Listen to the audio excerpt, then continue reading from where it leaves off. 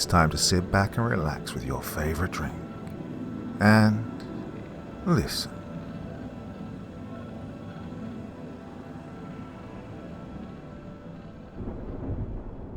Everybody is a book of blood. Wherever we're opened, we're read. The Midnight Blood Drive. Let me tell you the true tale of a midnight blood drive. Well, I'm sure at least some of you have seen the mobile setup where you can donate blood. They're most commonly run by the American Red Cross, but there are many others whom are legitimate as well. However, in this case, things are very, very different. Let me start at the beginning. Well, for the sake of anonymity, names aren't relevant here, but all you need to know is I'm female and I live in Florida. It all started one evening when my husband and I set out on a trip to the local Walmart.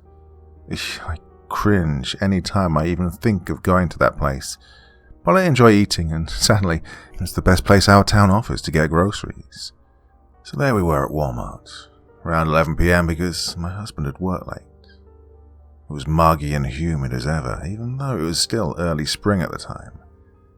As we made our way inside, a petite woman with curly dark hair, along with a very tall, very built man who looked no stranger to weightlifting, approached us.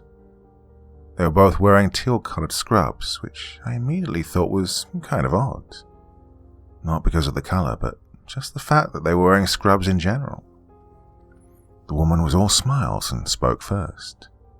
She kindly asked us if we'd like to donate blood, and then gestured us to a long bus which was located across the parking lot. I hadn't even noticed it when we parked. For a moment I was lost for words, but politely muttered, "No, thank you." My husband piped in and also said, "Well, maybe next time." Something that surprised me was as soon as I declined their offer, the woman's wide smile dropped dangerously into a frown. In fact, she and the man immediately turned away swiftly and went to other people who were also making their way into the entrance of the superstore. Feeling a bit weird and off-put, we went about going inside to start the daunting process of food shopping. For a short time, the occurrence ran through my mind. The area we live in is certainly no stranger to a diverse plethora of people from different backgrounds. Even so, the thick accents the pair had seemed to be not from around our town. That, mixed with the fact that there was a blood drive going on at night, and at a Walmart of all places, kind of blew my mind. It was definitely weird and not something I'd seen before. Honestly, I chalked it up to the fact that it was Florida, and strange stuff seems to happen here on the regular. About an hour had gone by once we collected what we needed and made it through the backed-up checkout lines. Sure enough, as we loaded the groceries into our car, the blood drive was still in service. I could tell because a couple of people exited the bus brandishing fresh bandages on their arms. On the ride home, my husband and I made jokes about how outlandish it was that a blood drive was going on at midnight. That it was probably vampires preying on unsuspecting victims who at first willingly go to donate blood and end up getting more than they bargained for. And after a few days, we forgot about it, to be quite frank. A week passed by, and this time my husband needed to pick up a few things he wanted. I wasn't real keen on going to the store, but I went anyway just to get out of the house. This trip was earlier in the evening, I'd say around 7 p.m. We pulled into the Walmart parking lot, and surprisingly enough, that damn blood bus was there again. Once my husband had parked the car, we went inside and I opted to stay behind. I leaned my chair back, laid down and started scrolling through Twitter on my phone. Every now and then I'd glance up and watch as different people came and went to the bus, since I had a direct line of sight to it this time. My husband had parked in the same row, so our car was adjacent to the lengthy, peculiar automobile. The outside of it was painted bright blue, and on the side and in the centre was one large, red blood drop along with the company's name, which I won't disclose. My mind started to go off into one of its tangents of curiosity. Maybe it was sheer boredom, or maybe the Florida heat had impaired my rational thought. but I really wanted to see inside that bus. My window was rolled down, so when I heard someone exit the bus and say, "Let's take a 30-minute break and meet back here then," I saw the pair who'd approached us last night, as well as another man. He was tall and appeared to be middle-aged from what I could tell. Unlike the other two who were in scrubs, he had on a crisp white coat resembling what some doctors like to wear. All three of them walked off in the direction of some surrounding restaurants. At this point, I'd been watching the bus intently for quite some time and knew that this was my chance. In a flash, I exited the car and darted the short distance to the shiny steel door of the bus. I was a bit apprehensive as my hand went to reach for the handle, but I'd come too far now to turn back. Though my adrenaline was slightly starting to pump, I reasoned with myself that if anyone was still inside, I'd pretend to be interested in donating. Having that as my cover story gave me newfound confidence, and with that, I proceeded forward. The door handle gave way easily, much to my advantage, and after taking a deep breath, I peered inside the bus with caution. Just as I thought, it looked to be empty and void of any human life. Knowing the coast was clear, I climbed the 2 steps until I was completely inside.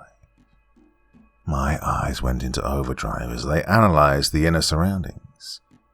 The place appeared to be what your average blood donation setup would look like. The walls were a bright white, which cast a clean and sterile visual appearance. Several posters also littered the walls depicting the importance of blood donation. Some stainless steel counters along with matching cabinets lined one side of the bus, while the other side contained 2 leather-upholstered chairs. Typical things you'd see in any and most clinical operations.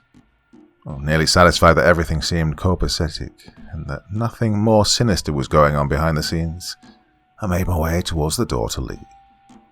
Suddenly I heard voices outside, which sounded like they were headed my way. My heart felt like it was going to leap into my throat as panic took over. I darted my eyes wildly around the room, looking for an alternate means of exit or a place to hide. Slight relief gripped me as I spotted a long set of cabinets on the far end of the bus.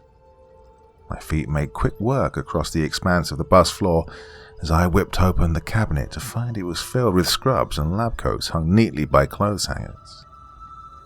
The sound of the bus door handle being pulled radiated in my ears, and with seconds to spare, I wedged myself in behind the clothing and closed the cabinet door.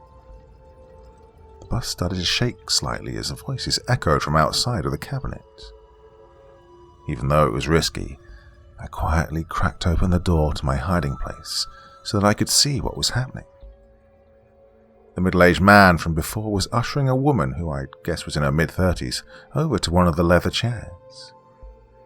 They were accompanied by the woman with curly hair who'd originally asked if I'd like to donate. She made swift work in making the woman comfortable by setting her purse to the side and asking if she'd like a drink of water. The man, whom we'll call Doctor, for the sake of the story, grabbed a ball of cotton and began to apply a clear solution from a bottle. He gently took the woman's arm and, in a pleasant voice, said, "Just sanitizing the area a bit first. There we go." He then walked over to one of the counters and began preparing the needle, or so I thought. During this time, I noticed the curly-haired assistant had moved over to the door of the bus and just took a position there as if she was on guard. Well, this sent red flags up in my mind, but I figured maybe she's just squeamish when it comes to blood draws, despite it being her occupation. It was around this time I noticed the state of the woman in the chair. She'd leaned her head back as her body looked limp and fully relaxed. A bit too relaxed, in all honesty. The most unsettling part was her eyes. They were extremely open wide and transfixed in front of her like she was lost in a daze, catatonic even. I was starting to get very uncomfortable. Something wasn't right here, and I was trapped in the confines of the cabinet in the middle of everything. Suddenly the most horrific noises emanated from the doctor in what I could only describe as the sound of someone asphyxiating. Strained groans and a sputtering noise barreled from within its throat. In a flash, his coat and shirt were shed on the ground, fully exposing his upper half. His fair-toned complexion was now a vivid dark grey, like that of burnt coal. Deep ridges littered his skin and were rough and looked cracked in appearance. Something akin to the consistency of sandpaper, I would imagine. His salt and pepper hair now lay matted against his head. I gasped inwardly as my sight fell upon his ears. They had morphed into some kind of horned monstrosity which stretched upwards toward the ceiling. Hastily, I wiped my sweaty palms on my jeans and tried to keep my now highly erratic breathing quiet. Every bone in my body kept wanting to go into flight mode, but I knew that was not a wise idea. Against all smart thought and better judgment, I couldn't tear my eyes away from the scene before me. Things escalated within seconds as the doctor's mouth went agape and opened in an unnaturally wide fashion. A slender, foot-long tongue extended from within the cavern of his mouth and immediately latched onto the forearm of this dazed woman. Loud suction noises threatened to deafen me. I covered my ears with my hands in an attempt to shield them from the pain, and even so I watched on intensely like some perverted voyeur. With each draw of blood from the doctor's wretched tongue in her skin, his veins began to pulse and protrude beneath the surface of his darkened epidermis. They were a bright crimson red, whose intensity grew with each sickening suck. An involuntary gasp escaped from my mouth as an immense fear overtook me. It must have been louder than I thought, because the doctor, or rather the now blood-crazed being, whipped his head in my direction. As his eyes scanned my vicinity, I saw they were crimson red as well, all except for the pupils. They were as black as tar and dilated, giving off a visceral, inhuman visage. I backed into the cabinet as far as I could, while the words, "Holy fuck," tore from my lips. The mad doctor then let out a high-pitched screech that will never be forgotten as he stormed towards me with the assistant closely behind him. My fingers pinched circles into my skin frantically in hopes that I was dreaming. However, the violent thud of my heart against my ribcage assured me that I was indeed awake. I was trapped, and soon to be the next victim in whatever literal suckfest these people were into. Footsteps thundered my way as the bus rocked as a result of the movement. With one last dire glance, I saw the doctor's hand outstretched and sharp black nails grasped the cabinet door. I screamed as it was flung open fiercely, exposing me completely. But the loud slamming of a car door woke me and ripped me back to consciousness. I shot up into a sitting position in the passenger seat, covered in sweat as my lungs worked desperately to capacitate the rapid breaths as a result. My mind was in a disoriented condition, but made quick work trying to lift the thick fog of confusion. I had been dreaming. I was certain of that much, and the realization gave me slightly enough comfort to ease the state of panic that had overcome me. Being back in the realm of reality was nice, but the dream, or rather the nightmare, as one might call it, left me feeling unsettled. So many thoughts and questions surged through my mind like a speeding locomotive. I was taken from these thoughts by the sound of my husband's concerned, yet subtle voice asking, "Well, are you all right?" Up until that point, I hadn't realized I must have given him quite a fright. The look of alarm on his face was a dead giveaway that my assumptions were correct. I'd been sitting there in utter silence, staring off into the void, covered in a thick sheen of sweat and breathing heavily. No wonder he was worried. I did my best to ease his concern by chuckling awkwardly, as I then assured him, "I'm fine, dear. Just had a really strange dream is all. You know me." He looked me over as one of his eyebrows quirked slightly higher than the other. This was the look he'd always give while he observed things with intense thought. "Okay then. You ready to go? It's hot as fuck." he stated more than asked as he started the engine. With a sarcastic laugh, I joked, "Yeah, well, it's Florida." This was a long-time joke between us, ever since we'd come to live here a few years ago. I kept pretty silent on the ride home, just watching the scenery whip by the window as my mind trailed down a rabbit hole of thought once more. I've always been the type to have a very vivid imagination and always like analysing things, pondering over different outcomes to situations, or them having possible theoretical conspiracies has become a strange hobby for me. What eludes me the most, and is at the centre of my curiosity, is what the hell is really going on? The entire thing just seems really bizarre to me. Once we made it back home, I took some time to do a little online research. I looked up the name that was presented on the side of the blood bus in question. To my surprise, not very much was offered about it on the multiple search engines I tried. Luckily enough, there was a link to their main headquarters. Turns out that it's located a full 4 hours south of our town. The building itself is a storefront property in the business district. All the front windows as well as the doors are entirely covered by decals with the company logo. Any chances of seeing what's concealed inside are impossible. Overall, the place looks peculiar, especially with the set of 6 security cameras perched on top of the building outside. Scenarios have flashed through my head that, what if it's some kind of cult who goes to great lengths to have a plentiful amount of blood for their rituals? Or what if it's people with a vampire roleplay fetish that have taken it to the extreme? Hell, it could just be a true, legitimate blood donation operation that helps people. It does make one question about how easy it would be to fake something like that. With great effort put forth and a hidden agenda, almost anyone could put together such a ruse to con unsuspecting people. We may never learn the truth behind the midnight blood drive, but that's just the thing. The not knowing is what still haunts me, even to this day.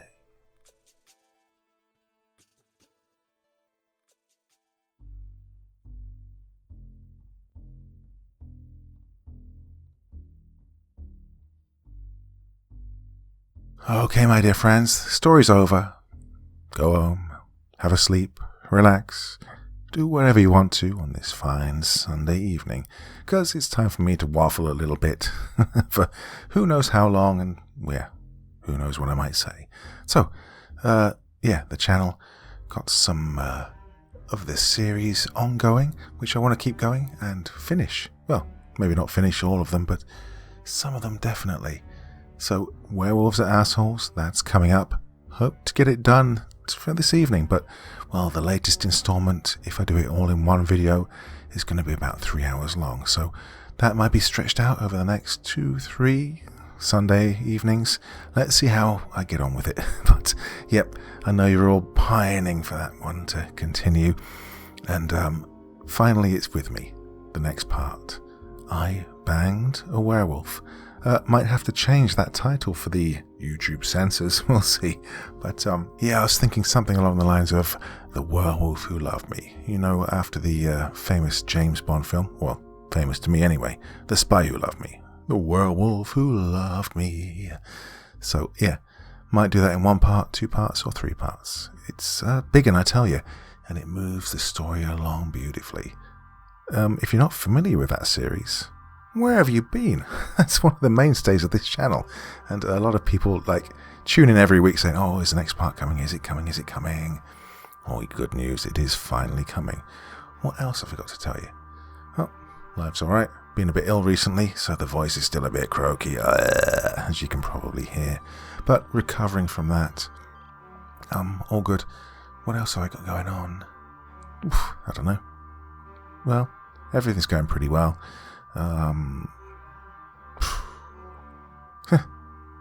Should I shut up now?